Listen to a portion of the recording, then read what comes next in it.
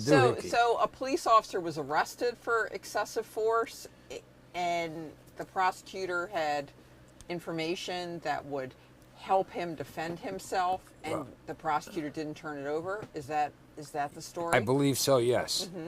That there was exculpatory information. And it goes, well, I'm gonna read it. Just go slow. Okay. San Francisco District Attorney Chesa, C-H-E-S-A, Chesa Boudin, accused of withholding evidence in an officer's misconduct case. A whistleblower on Friday accused San Francisco District Attorney Chesa Boudin of withholding evidence in the case of a police officer accused of unnecessary force against a civilian, according to local reports. Boudin first announced charges against San Francisco Police Department Officer Terrence Stangl in December of 2020. Stangl is accused of unnecessarily beating a man named DeCary Spires with a baton in October of 2019, breaking Spires' wrist and leg while responding to a domestic violence call. Now, I got to stop and see if I can figure this out. He announced the charges in December of 20 for an incident that happened 14 months earlier in October of 2019, and now in 2022, there's a whistleblower coming forward. Okay. Megan Hashish, an investigator for the DA's office, testified Friday that she felt she would be fired if she did not withhold certain evidence in the case against Stangl, according to NBC Bay Area. So that's a investigator for the DA said that if she's afraid that if she brought the evidence forward, she'd get fired. Ashi told a San Francisco Superior Court judge that she never disclosed information from a female witness who claimed to see Spires beating a woman before Stangl hit him with a baton, and that she feared she would be fired if she did, the outlet reported. Chesa Boudin, 39, a 4th District Attorney candidate, shares his thoughts during a San Francisco City Insider podcast at the San Francisco Chronicle. Well, basically what it is evidently a female investigator in the prosecutor's office knew that there was a female witness to the incident that was being withheld from the public and the defense to use in the defense of the police officer. That's the way I understand that. And there's a lot more to that story, obviously. Obviously, there's, 5 minutes before we went on, I was just checking. No, I'm saying the undercurrent of that story. Usually when somebody comes forward like that investigator in the DA's office, it's not because of some sort of high principle. It's because they're pissed off at somebody. It's because they've been threatened with something. And so they come forward. Tit for tat. Yeah, they come forward and act like the hero, but in fact, it's all very, very personal. And I would predict that's exactly what's happening there. Right. But it goes to show that just because you're in an office and you feel like everybody's working together, for good or bad, or in a police department, if you're going to do something that violates the law, then you are beholden to people forever. Because as soon as they get pissed off at you, they're going to tell somebody about it. They're going to go into court, testify about it. And so everybody's accountable to everybody. And whether you do the right thing for principle, or whether you do it because you're afraid of somebody's going to rat you out when they get mad at you, well, you got to do the right thing no matter what, because it's going to come up sooner or later, because you're going to piss somebody off at some point. This is a case where a female investigator in the DA's office is opening her mouth and telling a judge. But how many times does the quote-unquote standard investigator, male or female, in the DA's office just say, I'm keeping my fucking mouth shut. I'm not going to say anything for fear of losing my job? Well, the investigator's probably doing stuff too, Oh. Oh, we didn't start Okay. the clock. No, we did, and it's not set for an hour because we were playing with it this week. Okay, so how long? Now, how long has this investigator been with the office? Don't know. So, Don't know. So, Don't know. if she's been with the office for any period of time, she's seen other things happen. In other words, Absolutely. we've discussed that a lot on this show. If you get caught shoplifting, probably not your first time, right? Right. This is not the first time the DA's withheld exculpatory evidence. In fact, I think it's more newsworthy when they actually turn it over. So how many other occasions did this woman know about it until something happened, maybe her job is threatened or whatever happened, and now she's going to come forward and everybody's going to think she's some kind of hero? You know? That I may be wrong, but I've just seen it a lot that it happens that way. Well, I can see where, she's going to be very uncomfortable working in that office. Everybody's going to be looking at her cross-eyed. Mm-hmm. Afraid to do anything for fear she's going to open her mouth and, yeah. But, all right, so... That was a good one, Ed. That was a good one. Well, let's see what this brings us. There's been a rash of police shootings across the country. A couple of officers down in New York City got shot. I believe some officers in Houston got shot. And obviously when you're a 22-year-old police officer who probably has recently gone on the job, he has a wife who's now a widow, and the headline says, "Widow of fallen NYPD detective Jason Rivera recalls how she learned of her husband's shooting through a citizen's app." Evidently, there's some kind of a police app. Wow. Well, no, we have it here. We have it here in Connecticut. Scanner Radio Pro, that the minute we hear that there's a siren in the distance, we can go to the app and listen to the fire department and sometimes find out an accident, whatever. Now, the police department are encrypting their radio, but evidently she found out on an app that she had on her phone, probably to track her husband during the day, okay, that her husband had been shot. Not a great way to find out when you're all by yourself. You got your kids, you're sitting there, and what do I do? Right. Okay.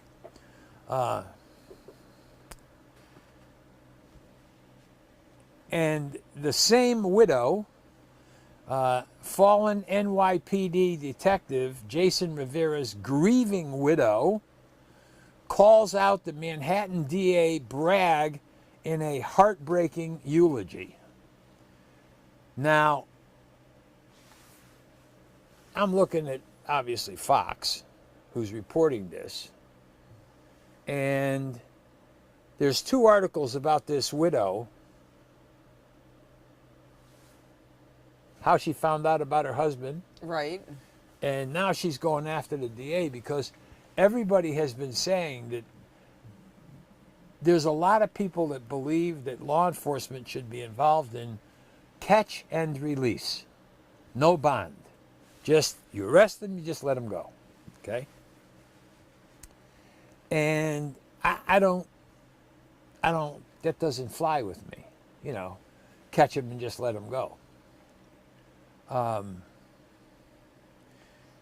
I had this isn't in the bold print, but we talked about something that has to do with the criminal justice system, not with particularly what you're talking about now, but I'm not going to mention any names, and neither will you.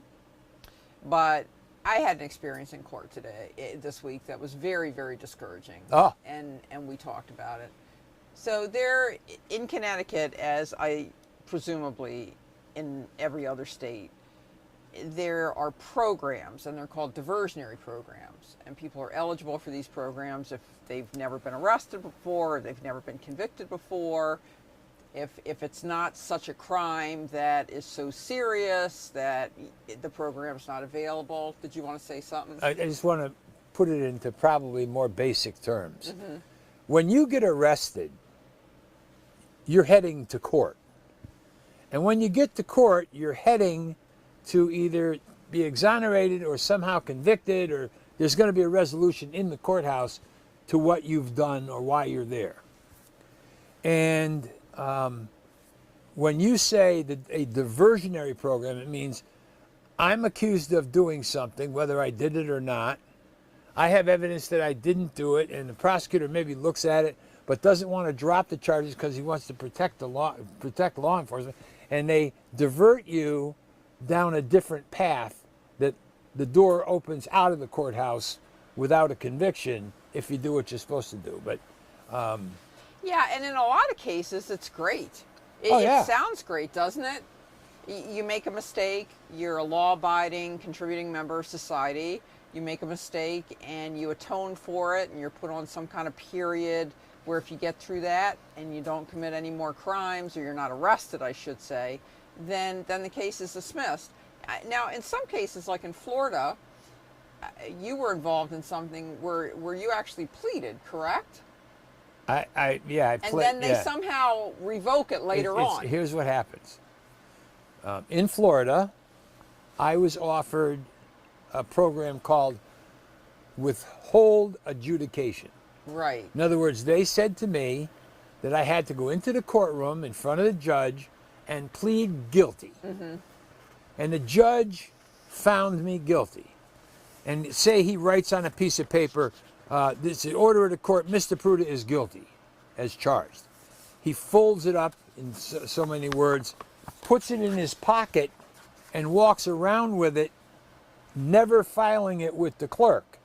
So that after a year, 18 months, 6 months, or whatever, the judge takes it out of his pocket and says, Mr. Pruda, do anything in the last 6 months or 2 years? Nope. He tears it up and throws it away. And it's the equivalent of, in Connecticut, we have accelerated rehabilitation, where you walk in, I don't know whether you have to plead or not plead or discuss or whatever, but the state chooses to give you accelerated rehabilitation for 1 day, for 2 years, for whatever, and if you successfully complete their program, you don't have any charges against you. So it is important whether you plead or don't plead, because right. AR in Connecticut, you don't plead guilty. Right. Okay? And I think that makes it a lot more palatable for people who feel like they're not guilty, which maybe they're not. Okay? So if you were to compel them to plead guilty for the program, I think it would make a lot of people hesitate to take the program. And after all, the purpose of the program is to decrease the dockets and smooth the way for people just to go to court and get their cases done and get out. Because people that are eligible for AR don't have criminal backgrounds. They're probably people that respect law, have, thought things work the way they're supposed to because they've never been involved in the system. And so when they get arrested, they're going to fight. They're going to fight. And if you offer a program to them where they have to plead guilty, they're probably not going to take it. So you make it easy for them, right? And a lot of people out there say, well, why would somebody take a program if they're not guilty? Well, let me get to that. That's what we're going to talk about. So there was a case, as I was sitting for my case to be called, that we'll get to further. There was another case in front of me where a man was accused of having a sexual relationship with a woman or girl starting when she was 15, which in Connecticut's illegal. Yeah. Continuing until, she was 16. And the state was offering this man 5 years suspended with probation. Yeah. Yes, that seems like, and the man was much older, okay? It wasn't like a 18-year-old boyfriend from high school. The guy had to be in his 40s, okay? And the prosecutor explained it this way. And I've explained this to you before, and I think we've talked about it on the show. Whenever you see a case that's a heinous crime, but for some reason the guy got probation, there's probably something in the state's proof that is a little weak. And so the state doesn't want to take a chance and go to trial and not get a conviction. And the defendant doesn't want to take the chance and go to trial and get convicted, where he'd probably get 40 years. So they kind of resolve it out like this. Now, he wasn't sentenced. The sentencing's been continued, and the parents are objecting. They're going to come in and object. To him getting a sweet deal. Yes, but the prosecutor said on the record, and I believe the victim was in the courtroom with her parents, and this is what the prosecutor said on the record. She said, this offer is based on credibility issues with the victim. Oh, thank you very much, as her parents sitting right there, and she's sitting right there. And maybe there are. I don't know. But juxtapose that with my case when I got up. Okay, so when I got this case, man, rehabilitation worker, never been arrested, essential employee during COVID, watch people die in nursing homes during COVID, blah, blah, blah. And this stems back to a road rage incident from 2 years ago, right? Where the guy spit out the window, there was some sort of confrontation. The other guy called the police first, and all of a sudden there's an allegation that this person's pointing a gun at the other, my client's, all this stuff, right? Well, nobody saw any of it. So it's one word against the other. Credibility, right? So what did I do? What do I always do when I have a case like that? I look at Started to look around. I look at the criminal court docket and see if the victim has any cases. What kind of person is this victim? Sure enough, he had some cases. And he lived, don't say where, he lived in a municipality where we happen to know the chief of police. And we respect him, and I think he respects us. So I called up the chief and I said, I'm going to make an FOI request for any records you have about this guy. And boy, did I get records. And he kind of knew who you were talking about. Oh, this guy's got a pit bull, and he threatens people, and he's been involved in other road rage incidents where he kind of eggs people on. I get all my reports together. I get everything together. Prosecutor refused to look at him. Wouldn't even look at him. When in fact there was an issue with credibility Right. with the victim, just like the case before you. Why in a case where a young girl's getting raped by somebody in their 40s is the credibility of the girl a big deal? But in a case that, I know, guns or whatever, but in a case of a road rage incident, there's AR available, just have them take AR. Okay, and so people out there are saying, well, it sounds like you had a good case, why don't you go to trial? Well, number one, the guy would have to wait probably 3 years for a trial, right? I mean, they're so backed up, believe me, breach of peace cases are not at the front of the line. So he's going to be on the docket forever. Number two, who could ever trust the courts to go to trial? I mean, the only reason you go to trial is because the offer is just so whatever that you might as well risk it. But if you have the chance to get a case dismissed through a program, who would ever trust our court system to believe that it was going to work the way it should work in the process? So yeah, the person took the program. Now, what they'll often say when you take a program like that is, oh, when you get up here, you're not going to argue that you're not guilty, because if you do that, then the judge is going to say, oh, you want a trial? Okay. Case continued, you're having a trial. So you can't even really say anything that would indicate that what's in that police report didn't really happen the way it's reported. You can't even go there. And so I had to stand in court with this individual and listen to the judge attack him, literally attack him, when that judge knew nothing about the victim, knew nothing about the circumstances. And it is the system. The guy applied for AR, he wants AR. But you know what, Judge? You knew nothing sitting up there. You didn't know anything. And you didn't care to ask, and the prosecutor didn't care to say. Prosecutor didn't say, well, Your Honor, I just want to say that there's a little bit of mixed evidence here. We have some records. A respected chief of police knows the victim and, probably doesn't hold him in the high regard that you might somebody like this defendant. Nobody said anything like that. Why in the other case where somebody rapes somebody is the young girl's credibility an issue? But in a case of two grown men getting into an altercation, not physical, oh, we're not going to talk about credibility there at all. I was disgusted. So disgusted with the system. And But you don't know what to do. And you kind of whispered it out of the side of your mouth. Guns. They both had it. Well, one had, anyway, yes. But yeah. but guns were an issue, but, But here's the part of that, because I'm somewhat familiar with the case. Here's the part that I can't understand.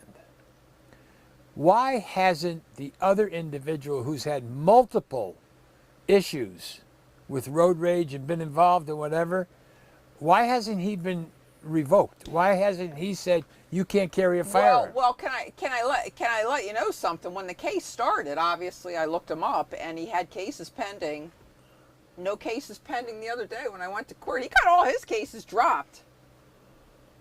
You know. Maybe he's working for the state police There could be to get something. people revoked. Yeah, I don't know. There could be something, but I don't want to go on too long about that. I just wanted to interject that frustrating moment in court. So what's next in the bold headlines? No, this is a good one. Okay. This is a good one. Oh, and I got to tell you, go monkeys, go! Oh, stop it! The lady's now saying that she may have rabies or an illness because she handled one of the monkeys. Oh, not the one that got away, because he got away. No, they got them all. Well, did she get bitten? She may have been scratched or something, Lord. but she's getting rabies shots. She doesn't feel good, whatever, and we don't know. And they won't tell her why the monkeys were going to the facility. Did they have something? Were they, I don't know, test guinea pig? I don't know. Wow. But so here we go. Ready? This is the one that I think is like the monkey story last week. Right. It's the one that pops off the page at you. The Pittsburgh Bridge that collapsed. We all heard that Biden was going to fly to Philadelphia to talk about his bill for repairing infrastructure. He's going to repair going to take care of all the wills, trillions and trillions of dollars. So just before he gets to Pittsburgh, the other morning, a bridge collapsed. So what a great photo op for him. The bridge collapsed, and he's in the Air Force One. He lands in Pittsburgh. He goes to the scene. He's got photo ops. See, this is what I'm talking about. But here's the kicker. The Pittsburgh Bridge that collapsed wasn't on the list for infrastructure law funding. In other words, they must have had a list of bridges that they have these trillions of dollars to repair, and this bridge wasn't on the list. So now that begs this question. How many bridges are there? How many are in need of repair? And how many were submitted with the bill to be repaired with the trillions of dollars? How many are going to be left alone? Well, that one's going to be fixed now. I'll give you an example. Well, how do they decide which bridges get fixed? Well, yeah. Well, I don't think that's the a hard pilings, one to figure out. The pilings that are in the water down in the they may move over time. Okay. Well, let's think back to Ted Stevens and Alaska. Okay. Yes. What did he build up there? Bridge to nowhere. Right. So I'm thinking it has maybe a little bit to do with what bridges actually need work, but it might have that to do one with needs some a other, lot of work. But it might have to do with some other factors, like what senator or congressperson has the influence in their But what I'm saying is this. district.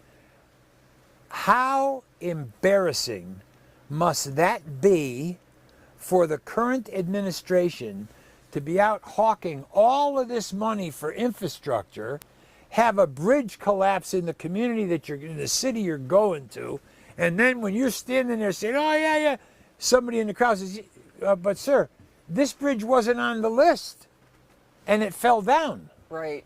Okay, what other bridges aren't on the list? Because if I was working for a big news outlet with a big budget, I'd go like this. I want to know, okay? I want to know what bridges are not on the list. And then let me see the reports for all the bridges that aren't on the list. Crazy. Well, I mean, the report's probably shorter for bridges that are on the list, so you would do that and then cross-check. But then somebody must have been doing something, because the next headline I'm reading is there's nearly 1,500 California bridges have structural deficiencies, but the one that collapsed had no deficiencies. It said, Well, these things happen. You can't be that nitpicky, Ed. look, nitpicky? Well, yeah. Nitpicky? If you look for the bad, you're going to find it. Listen, that's why we do this show. After I've been talking all show. That's why we do this program. Okay. Speaking of that, before I came out, you know how to be honest, sometimes I say this to Ed. Ed, you had a tremendous ride in that show that you used to do on public access, We the People, correct? Yeah. Did you have another show named something else, or was it always We the Kitchen People? Table News. Well, it wasn't We the People, was it? Oh yeah, I did We the People. You did? Yeah, Okay. I did. Yeah. And Kitchen Table News. Kitchen Table News. And that and people loved it, called in. Yeah. Yeah. Well, I was dealing with, first of all, I was dealing with a lot of local issues. Right. Okay? Exactly. In other words, there's a community public access station in Wethersfield. It has not been operating for probably 2 or 3 years.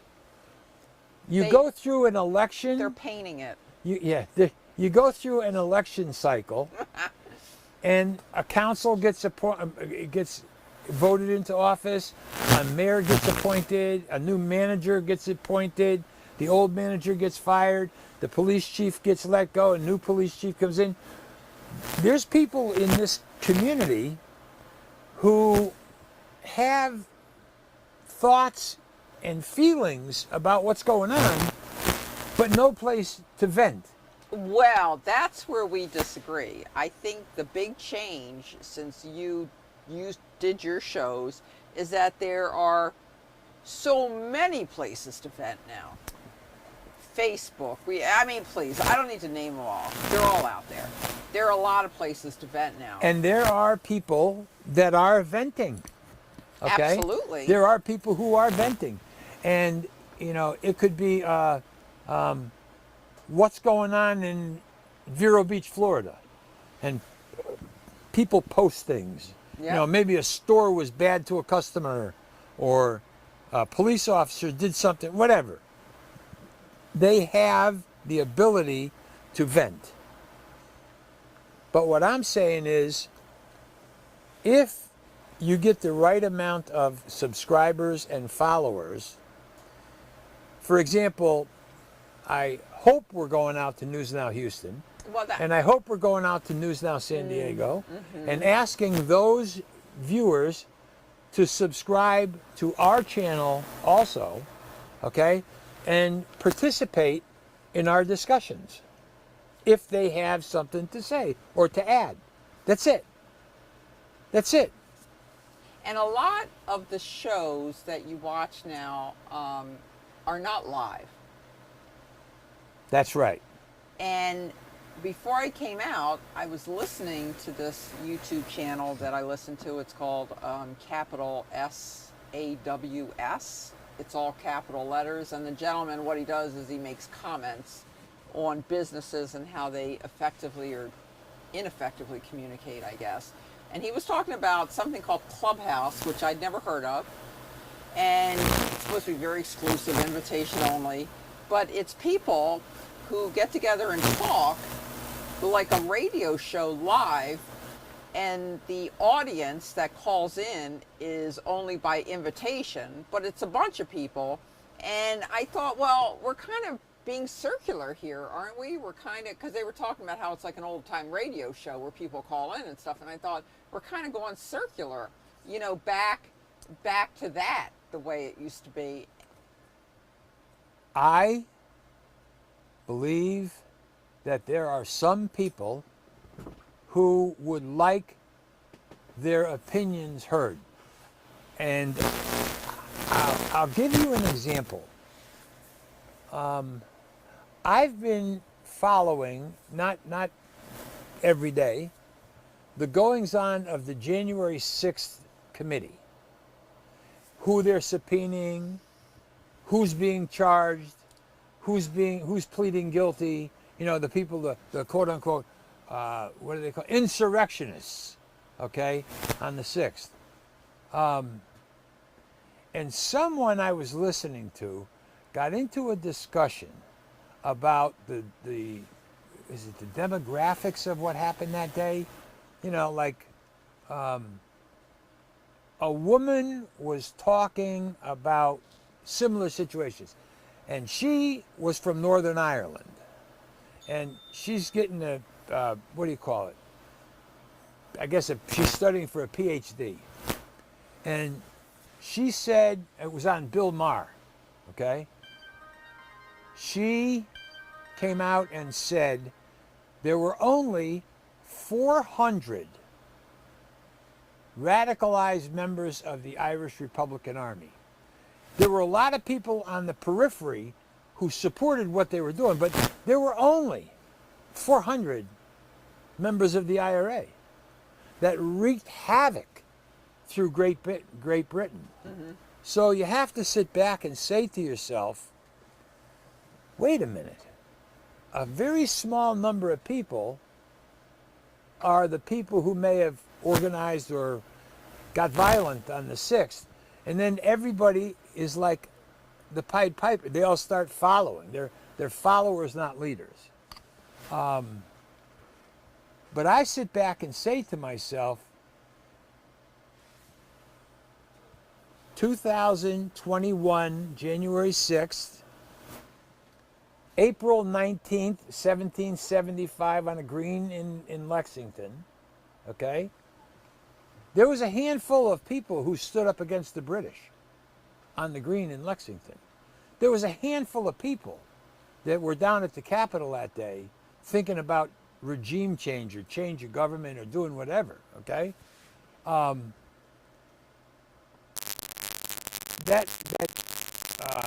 Yeah, I think what you're trying to say is that if something is successful, then you get a statue. Then it's accepted. But if something's not successful, yeah, I mean, one person's terrorist is another person's, patriot. We have basically, statues. is what you're saying. We have statues to Patrick Henry, right? Exactly. Who got hung by the British. Right. Exactly. Okay?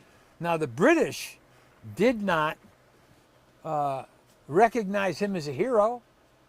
We did. They killed him. Oh no, he was terror. Yeah. Yeah, he was like to England. He was a terrorist. Yeah. George Washington would have been hung. Absolutely. Drawn and quartered, and they would have transported him to England and drawn and quartered to say, you can't do this, okay? But the question is, are people trying to communicate their feelings about what's going on? Yeah. Oh, who's that? I know. What's up, buddy? What's up, bud? So what's the next bold story you have there? I don't know. He's acting funny, huh? Maybe he wants outside. Justice. Huh? Associate Supreme Court Justice Breyer. Oh, yes. Is retiring from the Supreme Court. I did. He's and 83. From what I understand, good for him. He was planning on retiring. He's got to go out. He was planning on retiring.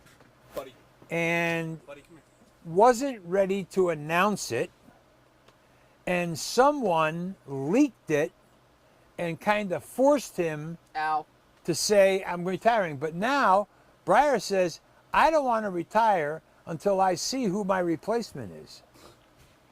Okay? I don't know if that's possible. Yeah, they can't start doing interviews and stuff till he retires. Well, I'm sure that Breyer is down there saying, somebody fucked with me. Yeah, I know. Somebody changed my game plan by doing this. Right. Okay? He probably had a way he wanted to do it. Finish out the term in June, announce over the summer he was retiring. That's normal. They complete the term.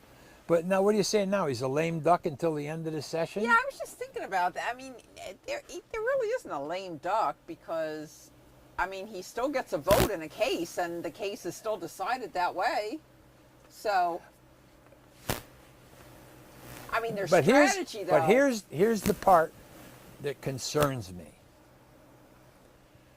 The president has said, I will appoint a minority female to sit on the Supreme Court.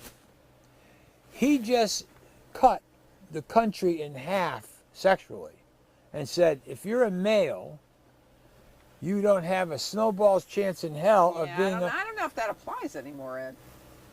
We're not male and female anymore. Hold on. There's a No. lot of different I choices. I understand what you're saying. Yeah. But what I'm saying is there's evidently a black House of Representative member of the House from Georgia who has corralled Biden and forced him, forced his hand. Forced him. Not maneuvered him, okay?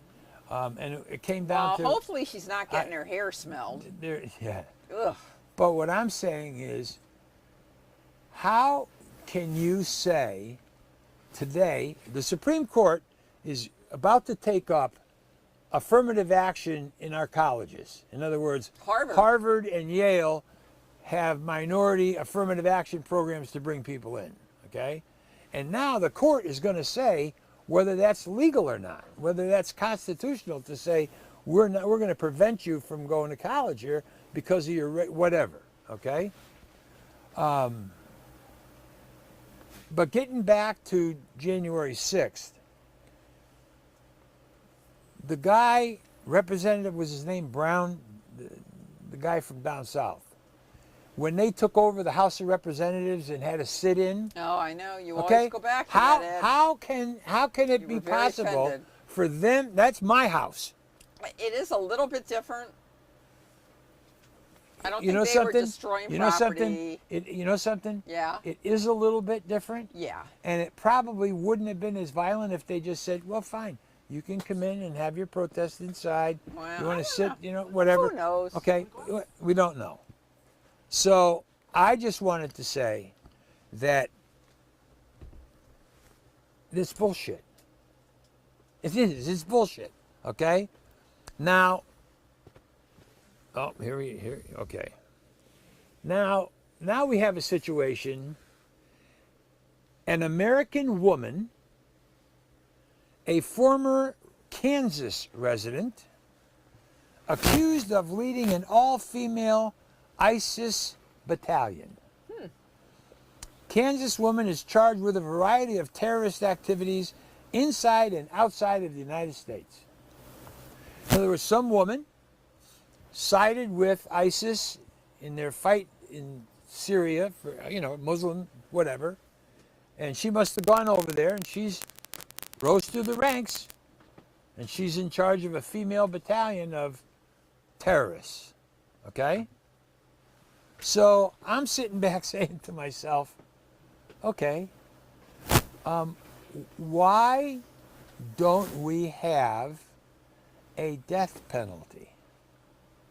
There's some people. Don't we? Yeah, we do. We have a federal death penalty. Do we still have a federal death penalty? Do states have them? Did somebody? Well, every state's different. Well, I mean, I know they're putting people to death because the Supreme Court's not taking up their case. Yeah, we did away with it in Connecticut. But I'm saying. I think we did. Yes. I've got a problem with housing people for 50 years. I know, but go back to what I was saying about what happened in court this week. Yeah. I do not trust humans to make the right decision about what somebody has done or not done. But I guess we have to have some kind of criminal justice system, and boy, do we have one. But when it goes as far as saying somebody should die, oh man, I just have no trust in people's ability to be able to make that decision correctly. And there have been people who have been put to death and later found out they were innocent. Listen, I agree completely. But there are cases where there is absolutely no doubt. But how do you differentiate? Because prosecutors act like every case has absolutely no doubt. They do. They do. They yeah. do. Well, okay. And Listen. some judges, there are prosecutors on the bench, and some judges act that way too. And when I say prosecutors on the bench, I'm being sarcastic. It's not truly a prosecutor on the bench, but anyway. Okay. Hold on a minute. Let me make sure I got this going here. What's next, Ed? Because I got Okay. a story. There was evidently some kind of a convention, Ooh. a gathering Ooh. of ICE agents, Homeland Security, whatever, okay? And the agents confronted at the meeting, say it was a seminar for everybody in Homeland Security. It says one of the agents, they had a body camera, somebody got it on film. They started going after him because of all of this catch and release, and let a guy come in, transport him in a plane to wherever, drop him off, just spread him out so nobody,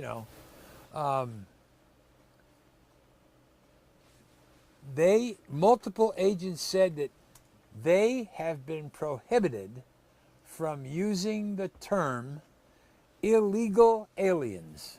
Yeah, that's been in the wind for a while now. Well, no, you're right.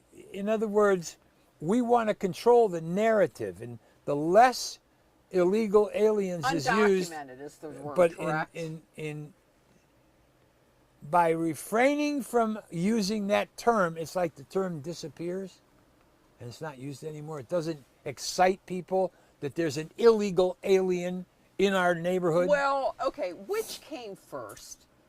The use of alien to apply to extraterrestrials, or the use of alien to apply to people who are not from your country? Which came first? Because if the one that applies to extraterrestrials came first, then saying alien to describe people is really weird anyway, don't you think? You are the researcher. No, I don't think I'm going to research Which that. came first? Which came first? Because that would change my opinion. Because alien is a weird thing to call a person, I think. Well, what do you think of when you think of alien? I definitely think of somebody from Mars. I do. But the generic form is someone who doesn't come from here, someone who doesn't belong here, someone who's here and I don't know where they came from. I guess. But we'd have to research it. We don't know for sure. And those are just a few of the bold prints, because there are some really crazy things going on that you sit back and you say to yourself, how can this happen? How? I know it happens. I know it's crazy. But how does it happen? Well, I think it's good for us to have been through as much life as we've both been through, and to remain as wide-eyed and amazed at life as you are. You'd be amazed at how my instinct, my gut feelings, my reactions, the way I think, the way I plan, the way I look at things has changed drastically since I met you. I mean, some of the shit that comes in your door, I sit there and go, I can't believe this. I can't believe somebody did this. It's easy to go down and talk to a chief and say, look, I'm trying to keep you out of a rabbit hole. But, somebody's got to address this. I mean, we've got that client right now that lost his pistol on the highway, reported it's lost or stolen, and they revoked him for suitability, but nobody has provided to the individual what aspects of suitability caused him to get revoked. Well, especially when there's a safe haven statute. I don't know Right. if we talked about that last week. The woman that drops her baby off in the firehouse Right. gets pinched as she's walking out the door. Nobody's going to drop him in the firehouse anymore. Right. He did what he was supposed to do, but you sit there and you go, do they not read? I mean, they're closer to that than I am. Now, did you hear about Matt Reed He left the FOI. Where'd he going to go? work the DESPP? He's going to work in legal affairs. Now my question is this, because I trust Matt's judgment. What is he going to do when he sees some of the shit that's going on in the state police? What is Matt Reed going to do? How is he going to respond to questions? Is he going to start avoiding questions? Is he going to start playing the game, so to speak? That's interesting. And it's funny because the female that I became friends with, she's retiring. And then now another guy I know is moving into the seat. Right. Interesting. You know. So he's taken over Janet's. Well, they're losing an attorney in legal affairs, Janet Ainsworth, and Matt Reed is going to be moving in. I called the FOI on a question the other day, and I was told, he's gone, not coming back. So I don't know how much time we have to get into this. So, did you turn off your microphones or something? Because Oh no. I did not turn Mine's mine on. off.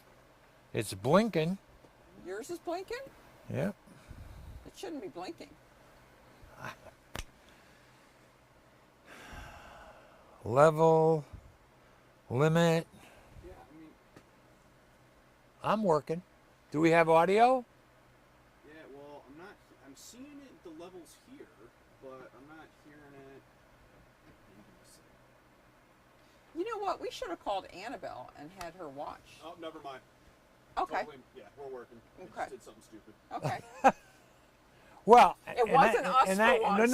No. And I have to say, I am very pleased with an individual who's going to be working with us Yeah. kind of part-time. Yeah, we have somebody. I'm going to try to teach her a little bit at a time to get her where she's taking up a lot of the slack and making things run smooth. You love to help people, Ed. Well, but I also love people that Are interested. are interested and learn and then go on. I could give you examples. People that have gone on, and I always talk about Brian DeNovellis, who came to Rocky Hill Community TV, said, "Can I use a camera? Would you let me?" And I said, "Sure. Take a camera." And he wanted to shoot football games in Rocky Hill. Sports. And he did. And he learned how to edit. And the next thing I knew, he was working for a cable station down in New Jersey as their sports director. And 10 minutes left. is it Rich Capolla's on 61? Sports, yeah. 61? Yeah. He's been with 61 since they started. Because Rich Capola used to assign me on assignments. He'd say, "Can you go up to UConn? There's a soccer game, women's soccer, between UConn and Harvard." And he said, "Just spray it, spray the scoreboard, do the field, do the people running around, get some footage of the, like what's called B-roll." And so that night, he's talking the story, and he's got actual footage of the game. It doesn't show who made who made the goal, who didn't make it. But I used to do a lot of the little sports clips for him. Going up to UConn. Yeah. So. Well, what do you think? Good time to wind up? Unless you got one more story to talk about? No, I don't. I don't. I believe that I don't know. I know that we have someone sitting over in master control, and we got Buddy right here with me. Boy, he is a scene grabber, huh? Hi. I know. How are you? He should have his own show. But I'd like to thank the individual that comes in here and helps us, anybody that helps us. But, yep, time to wrap it up. And, Back out into the snowstorm. and I'm going to have a email address. It's topics@amnewsnetwork.com. Uh-huh. And if you're out there, send us in a topic that you want us to look at. Topics@amnewsnetwork.com. And it's not Buddy. So, having said that, we're done. Okay, everybody have a Okay. great week. Thanks Yeah. for joining us. Okay. You too, Okay. huh?